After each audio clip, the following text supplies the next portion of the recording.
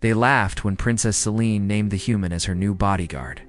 Not the polite laughter meant to hide discomfort, but the sharp, glittering kind nobles use when they think they are watching someone lower themselves in public.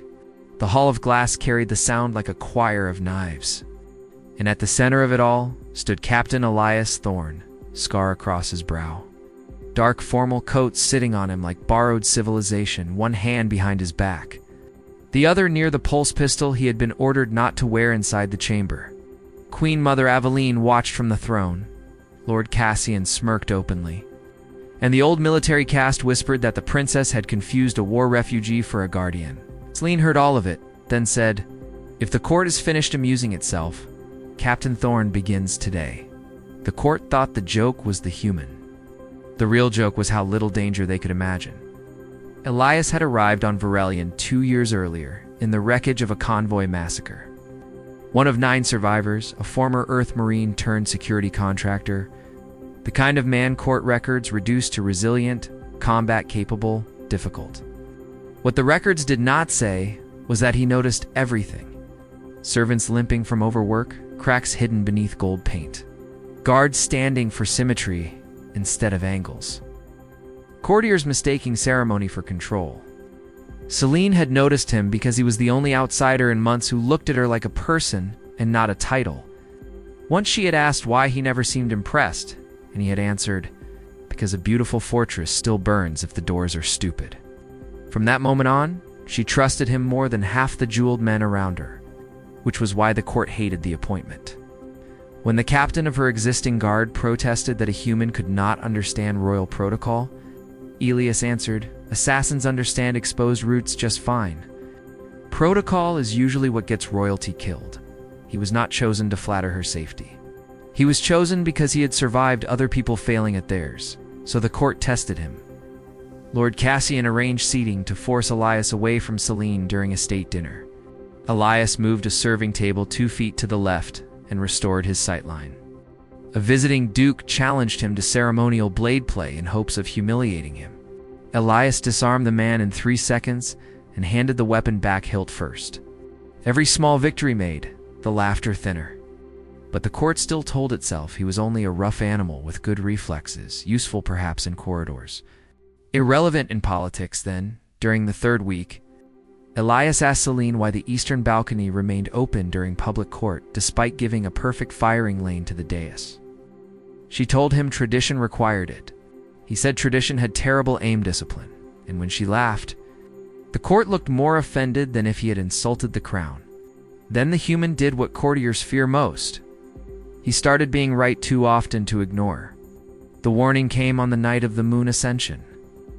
When every noble house crowded the upper terraces beneath silver lanterns and drifting music, Selene wore the starfire diadem and the expression of someone already tired of being admired. Elias stood 1 step below her, still watchful. While dancers turned beneath the hanging lights, then he leaned closer and said, "When did House Verne start using left-handed musicians?" Selene looked toward the quartet by the fountain. Saw nothing strange, but she had learned the tone in his voice. Before she could answer, Elias spoke again, to calm. 3 servants at the West Arch are wearing kitchen gray, but their shoes are a cavalry issue.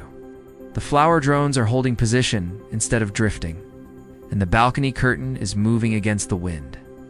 Then his hand locked around her wrist. "Move," he said, and the terrace erupted.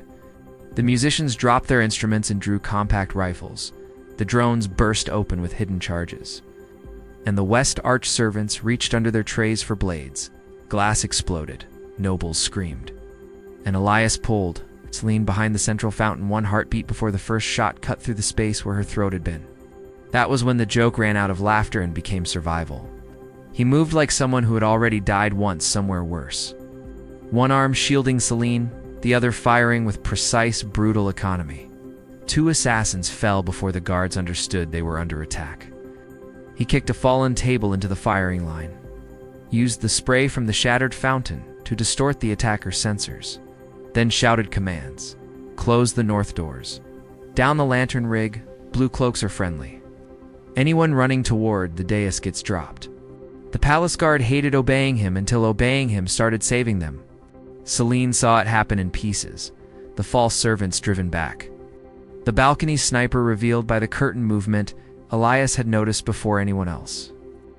Lord Cassian, frozen beside a toppled chair, jeweled and useless, while the human, the court, mocked built order out of a massacre in less than 30 seconds. Then the second wave came, exactly where Elias expected it.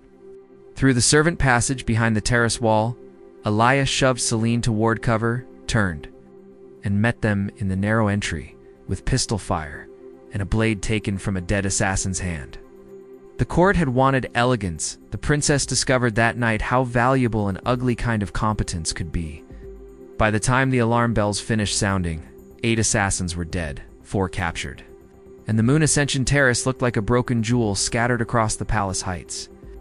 Smoke drifted through silver light, wounded nobles cried for medics, and the Queen Mother descended only to find her daughter alive, blood on her sleeve.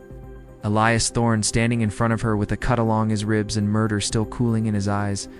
Lord Cassian, pale now, asked how the human had known.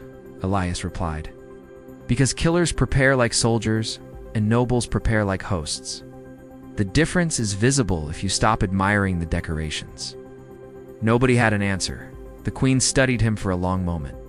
Then Selene stepped forward, laid one hand on Ilias's arm, and said clearly enough for the ruined terrace and the listening court, "I chose him because all of you kept telling me what a bodyguard should look like. He kept showing me what one actually does." No one laughed then from that night onward. When Captain Elias Thorn walked behind Princess Selene through the Hall of Glass, the court never again treated his presence like a joke, because once a human has pulled a princess alive through the exact moment everyone else failed her, mockery becomes a fragile luxury.